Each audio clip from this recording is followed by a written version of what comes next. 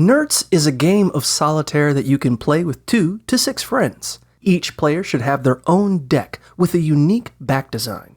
Shuffle your deck and deal out a stack of 12 cards face down in front of you. Then, place 1 card face up on top. This is the Nertz pile. Lay out 4 more cards face up in a row to make your work piles. Keep the rest of your cards face down in your non-dominant hand.